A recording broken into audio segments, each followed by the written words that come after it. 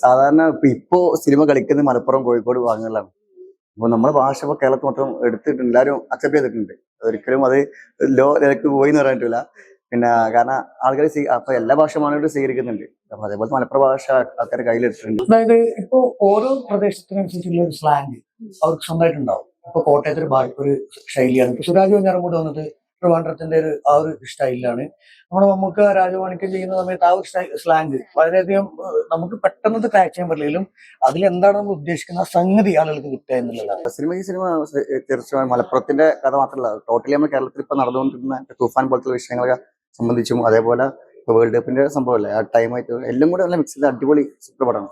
എന്താന്ന് വെച്ചാല് ഇപ്പോ നമുക്ക് ഇത് ബ്രിട്ടീഷുകാരാണല്ലോ ഫുട്ബോൾ കൊടുക്കുന്നത്.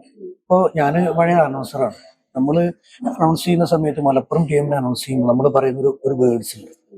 കാലങ്ങൾക്ക് മുൻപേ കാതങ്ങൾക്കപ്പുറം കടലേഴും കടന്നു വന്ന കോട്ടും സൂട്ടും ബോട്ടും ഇട്ട് സായിപ്പിനെ വെറും കാലുകൊണ്ട് കൈലിമുണ്ട് മറക്കി കുത്തി മുറിക്കൈ പനിയനും റാണി ബെൽറ്റും കെട്ടി കോട്ടപ്പടി മകനിൽ വെറും കാലുകൊണ്ട് മലർത്തിയടിച്ച് മലപ്പുറത്തെ തലമുറക്കാർ.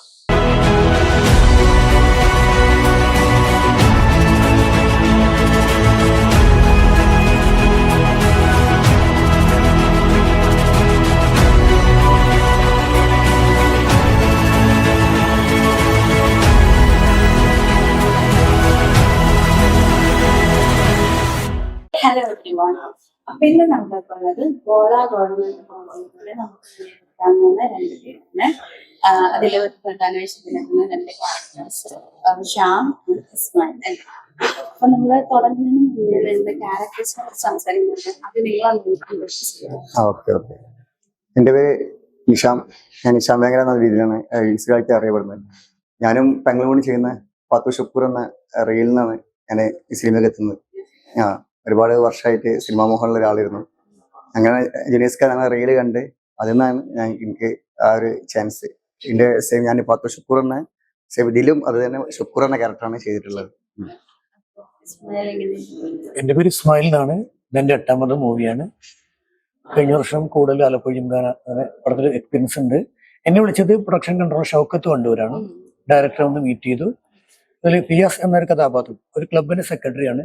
ക്ലബിന്റെ ഗ്രൗണ്ട്, അതേപോലെ നാട്ടുംപുറം, ലഹരി, അതുപോലെ തന്നെ ഫുട്ബോള്, അങ്ങനെ നമ്മളൊരു മലപ്പുറം ജില്ലയെ ബേസ്ഡ് ആണെങ്കിലും മൊത്തം ഇപ്പം വേൾഡ് കപ്പിന്റെ ഒക്കെ സമയമാണല്ലോ, പിന്നെ തൂഫാനൊക്കെ പോയിക്കൊണ്ടിരിക്കുകയാണ്. അപ്പം നല്ല മെസ്സേജ് ഉള്ളൊരു സിനിമയിൽ ഭാഗമാകാൻ പറ്റി. ക്യാരക്ടർ റോൾ തന്നെ നമുക്ക് ചെയ്യാൻ പറ്റി.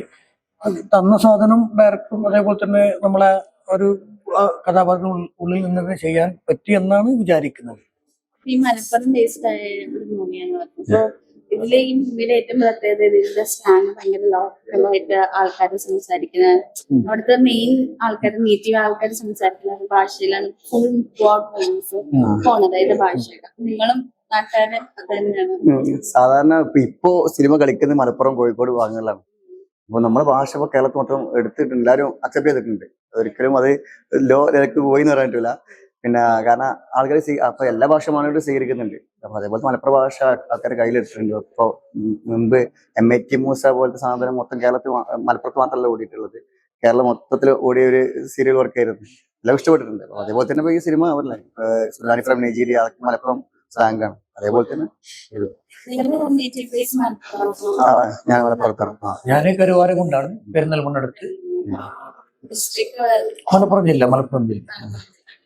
അപ്പൊ ഈ ഒരു ഭാഷ യൂസ് ചെയ്യുന്ന എങ്ങനെയാണ് ഈസി ആക്കുന്നു? അതായത് ഇപ്പൊ ഓരോ പ്രദേശത്തിനനുസരിച്ചുള്ള ഒരു സ്ലാങ് അവർക്ക് സ്വന്തമായിട്ടുണ്ടാവും. ഇപ്പൊ കോട്ടയത്തെ ഒരു ശൈലിയാണ്. ഇപ്പൊ സുരാജ് വെഞ്ഞാറമൂട് വന്നത് ട്രിവാൻഡ്രത്തിന്റെ ആ ഒരു സ്റ്റൈലിലാണ്. നമ്മുടെ മമ്മൂക്ക രാജമാണിക്യം ചെയ്യുന്ന സമയത്ത് ആ ഒരു സ്ലാങ് വളരെയധികം നമുക്ക് പെട്ടെന്ന് ക്രാച്ച് ചെയ്യാൻ പറ്റില്ലെങ്കിലും അതിലെന്താണ് നമ്മൾ ഉദ്ദേശിക്കുന്ന സംഗതി ആളുകൾക്ക് കിട്ടുക എന്നുള്ളതാണ്. ഇപ്പൊ ഏതൊരു ശൈലിക്കും ഏതൊരു ഭാഷയ്ക്കും ഞങ്ങളുടെ ഭാഷ ഞങ്ങൾക്ക് ഒരു അഭിമാനമാണ്. അതേപോലെ തന്നെയാണല്ലോ മലയാളമല്ല, പക്ഷെ ഓരോ പ്രദേശത്തിന്റെയും രീതിക്കനുസരിച്ച് ഇപ്പോ കയ്യിന് ഞങ്ങൾ കജ്ജി എന്ന് പറയും, നിനക്ക് ഞാൻ ഇജ്ജ് എന്ന് പറയും. അങ്ങനെ അതൊരു പണ്ടത്തെ പഴമയാണ്. അതൊക്കെ നമ്മളെ പൈതൃകത്തിൽ നിന്ന് കിട്ടിയ സാധനമാണ്.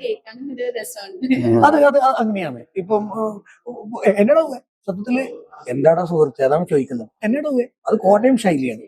അതേപോലെ തന്നെ ഓരോ ശൈലി ഇപ്പൊ തമിഴ്നാട് പോയി കഴിഞ്ഞാൽ നമുക്ക് തമിഴ് സിനിമ കണ്ട ചിലപ്പോൾ നമുക്ക് തമിഴ് മനസ്സിലാവും. പക്ഷെ ഇപ്പൊ പഴനി പോലുള്ള സ്ഥലത്ത് പോയി കഴിഞ്ഞാൽ ഒരു സ്ലാങ് ആണ്. തഞ്ചാവൂർ പോയി കഴിഞ്ഞാൽ ഒരു സ്ലാങ് ആണ്. ഭാഷയിലല്ല, ഞങ്ങൾ വെക്കുന്ന പ്രമേയം അതിൽ ഞങ്ങൾ വെക്കുന്ന ഓരോ ഡയലോഗ്സിന്റെ ആ ഒരു മോഡിഫിക്കേഷൻ അതിൽ എങ്ങനെയാണ് പ്രശ്നം അത് കത്തുന്നത് ഞങ്ങളെ സംബന്ധിച്ച് ഞങ്ങളെ ഭാഷയിൽ നിന്നുകൊണ്ട് ഞങ്ങളുടെ നാട്ടിലെ ഒരു കഥ പറയുമ്പോൾ ഞങ്ങൾക്ക് അതൊരു ആത്മബന്ധം ഉണ്ടാവും. ആ കഥാപാത്രത്തിനോട് ഞങ്ങൾക്കൊരു ഒരു എന്താ പറയാ നമുക്കൊരു ഒരു ഒരു വൈകാരികമായ ഒരു കണക്ഷൻ ഉണ്ടാവും.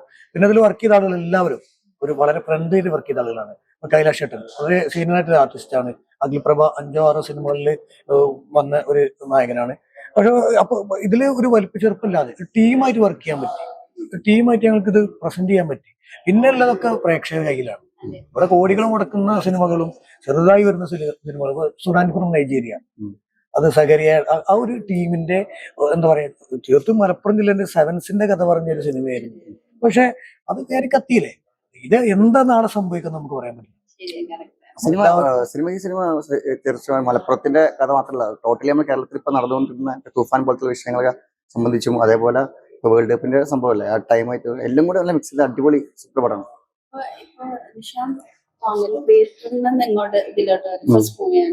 നേരത്തെ വർക്ക് ചെയ്തിട്ടുണ്ട്. പടം ഇറങ്ങുന്നത് ഫസ്റ്റ് ആയിട്ട്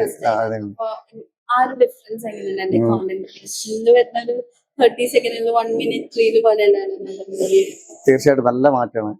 ഒന്ന് സിനിമന്റെ ഒരു സ്പീഡ് അതിനൊരു ഇതുണ്ട് ടൈമിങ്. നമ്മൾ നോർമലി സ്പീഡ് പറഞ്ഞാൽ സംസാരിക്കണം. അതിന് പ്രത്യേക ഒരു മീറ്ററും കാര്യമൊക്കെ ഉണ്ട്.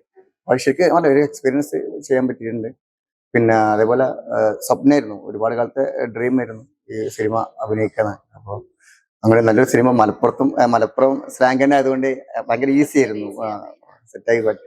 പിന്നെ നമ്മുടെ നാട് ക്ലബ്ബ് ഫുട്ബോള് അതുമായി ബന്ധപ്പെട്ടുള്ള സംഭവം ആയതുകൊണ്ട് തന്നെ ഒന്നുകൂടി നമുക്ക് ആക്റ്റീവ് ചെയ്യാൻ പറ്റിയിട്ടുണ്ട്. പൊതുവെ പറയാറുണ്ട് ഫുട്ബോൾ എന്ന് പറയുമ്പോൾ ഏറ്റവും ജീവൻ മലപ്പുറംകാർക്കാണ്, ഭ്രാന്താണ് ഫുട്ബോൾ സ്പോർട്സിനൊക്കെ പറ്റി. ശരിക്കും അങ്ങനെയാണ് നിങ്ങൾ മലപ്പുറം നാട്ടിൽ നിന്ന് വരുന്നുണ്ട്? അത് എന്താന്ന് വെച്ചാല് ഇപ്പോ നമുക്ക് ഇത് ബ്രിട്ടീഷുകാരാണല്ലോ ഫുട്ബോൾ കൊടുക്കുന്നത്. ഇപ്പോ ഞാൻ പഴയ അനൗൺസറാണ്. നമ്മൾ അനൗൺസ് ചെയ്യുന്ന സമയത്ത് മലപ്പുറം ടീമിനെ അനൗൺസ് ചെയ്യുമ്പോൾ നമ്മൾ പറയുന്ന ഒരു വേർഡ്സ് ഉണ്ട്. കാലങ്ങൾക്ക് മുൻപേ കാതങ്ങൾക്കപ്പുറം കടലേഴും കടന്നു വന്ന കോട്ടും സൂട്ടും ബോട്ടും ഇട്ട് സായിപ്പിനെ വെറും കാലുകൊണ്ട് കൈലിമുണ്ട് മറക്കി കുത്തി മുറിക്കൈ പനിയനും റാണി ബെൽറ്റും കെട്ടി കോട്ടപ്പടി മകനിൽ വെറും കാലുകൊണ്ട് മലർത്തിയടിച്ച് മലപ്പുറത്തെ തലമുറക്കാർ. അതായത് മലപ്പുറത്തിന്റെ ഒരു അവസ്ഥ ഫുട്ബോൾ. ഞാൻ ചോദിക്കട്ടെ, ഫുട്ബോൾ ഒരിക്കലെങ്കിലും കാണാത്തൊരു മനുഷ്യൻ ലോകത്തുണ്ടാവില്ല. ഫുട്ബോൾ ഒരിക്കലും തട്ടാത്തൊരു മനുഷ്യൻ ലോകത്തുണ്ടാവും. ഭൂമിയുടെ കൂടെ പിറന്നൊരു കളിയാണ് ഫുട്ബോൾ. അതുകൊണ്ട് ഭൂമിയുടെ ഗോൾ, അതാണ് ഗോളാ ഗോളം. അതാണ് ഈ കഥയിൽ പറഞ്ഞത്. പിന്നെ ഇപ്പോ ലഹരിയുടെ പിന്നാലെ നമുക്കറിയാം സർക്കാർ തന്നെ ഇതിനെതിരെ ഒരു വലിയ ടീമിനെ സെറ്റാക്കേണ്ട ഒരു അവസ്ഥയിലേക്ക് വന്നു. ഇപ്പൊ നമ്മുടെ തലമുറ ജാതി, രാഷ്ട്രീയം, മതം അങ്ങനെ ഓരോന്നിന്റെ പേരില് ഇവിടെ ഇങ്ങനെ തമ്മിലടിക്കുക, എങ്ങനെ അകലാം എന്നുള്ളതാണ് നോക്കുന്നത്. നമ്മുടെ ബന്ധങ്ങൾ ഇല്ലാതായിക്കൊണ്ടിരിക്കുകയാണ്. അപ്പൊ ഒരു ഗ്രൗണ്ട് ഉണ്ടെങ്കിൽ, ഒരു വായനശാല ഉണ്ടെങ്കിൽ, ഒരു പൊതു ഇടം ഉണ്ടെങ്കിൽ എല്ലാവർക്കും കൂടിയിരിക്കാൻ. ഇപ്പൊ നമുക്ക് ഒരു വായനശാലയിലേക്ക് നമുക്ക് മതം കയറ്റാൻ പറ്റില്ല, ജാതി കയറ്റാൻ പറ്റില്ല. അതേപോലെ തന്നെ ഗ്രൗണ്ട് ഉണ്ടെങ്കിൽ നമുക്ക് തുറന്നിരിക്കാൻ, നമുക്ക് സംസാരിക്കാൻ സ്പേസ് ഇല്ല. ഇവിടുത്തെ സത്യത്തില് പ്രശ്നം അതാണ്. അവർ ഗ്രൗണ്ട് ഉണ്ടാക്കുക. ഇനി ഇതിന്റെ ലാഭവിഹിതം, ഈ സിനിമ ക്ലിക്കായി ലാഭവിഹിതം വന്നാൽ ആ ലാഭവിഹിതത്തിന്റെ ഉള്ളിൽ നിൽക്കാവുന്ന ഒരു സ്റ്റേഡിയം, ഒരു പൊതു സ്റ്റേഡിയം നിർമ്മിക്കുക എന്നുള്ളതാണ് എന്റെ പ്രൊഡ്യൂസർമാരുടെ ഉദ്ദേശം. നമ്മുടെ ടിക്കറ്റിന്റെ ടോക്കൺ എന്ന് പറയുന്നത് ഒരു ഗ്രൗണ്ടിലേക്കുള്ള സംഭാവനയാണ്.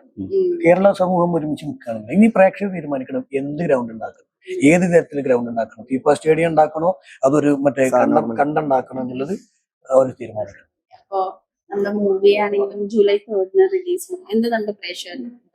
പ്രേക്ഷകർ കുടുംബസമേതം തിയേറ്ററിൽ തന്നെ പോകും. ഏതൊരാൾക്കും അക്സെപ്റ്റ് ചെയ്യാൻ പറ്റുന്ന ഫീലുണ്ട്, റൊമാൻസ് ഉണ്ട്, ഗെയിം ഉണ്ട്, അടിയുണ്ട്, കോമഡി ഉണ്ട്, ഒരു ഫുൾ പാക്കേജ് പടമാണ്. പിന്നെ ആദ്യമായിട്ട് ആണ് ഞങ്ങൾ ഡയറക്ടർ സുനീർ സാർ ഈ പടം ചെയ്യുന്നത്. വളരെയധികം എക്സ്പീരിയൻസ്ഡ് ആയിട്ടുള്ള ഷമീർ ജിബ്രാനാണ് ക്യാമറ കയറുന്നത്, അസോസിയേറ്റ് ആയിക്കൂടെ എല്ലാവരും. പക്ഷെ ഞങ്ങളെ ബഡ്ജറ്റ് എന്ന് പറയുന്നത് വളരെ ചെറിയ ബഡ്ജറ്റ് ആയിരുന്നു. പക്ഷെ ഞങ്ങളെ ബഡ്ജറ്റ് ചെറിയൊരു ബഡ്ജറ്റ് ഒരു കുഞ്ഞു വലിയ സിനിമയാണ്. ഒരുപാട് ആളുകൾ ഇതിൽ ആക്ടേഴ്സൊക്കെ ഓക്കെയാണ്. ആക്ടേഴ്സിനെ പിന്നെ തീരുമാനിക്കുന്ന പ്രേക്ഷകരാണ്. നമ്മളെ സംബന്ധിച്ച് നമ്മളെ ഭാഗങ്ങൾ നമുക്ക് തന്നത് അയ്യോ എന്ന് പറയുന്നത് ഓക്കെ എന്ന രീതിയിലാണ് പോയിട്ട്. ഇനി പ്രേക്ഷകരുടെ കയ്യിലുള്ളത് എല്ലാവരും ഒരു കുഞ്ഞു സിനിമ. നിങ്ങൾ കാണുന്ന ഓരോ ടിക്കറ്റും ഒരു ഗ്രൗണ്ടിലേക്ക് സംഭവം മെസ്സേജ് ഞങ്ങൾ സിനിമയിൽ അതന്നെ എല്ലാവരും തിയേറ്ററിൽ പോയി കാണണം എന്ന് പറയുന്നത്. കാരണം അത് മൊത്തത്തില് നമുക്കും ടോട്ടലായിട്ട് മാറ്റം കൊണ്ടുവരാൻ പറ്റും എന്ന് പറയാനുള്ളത്.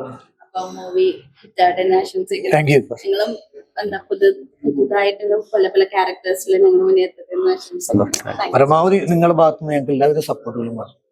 Thank you.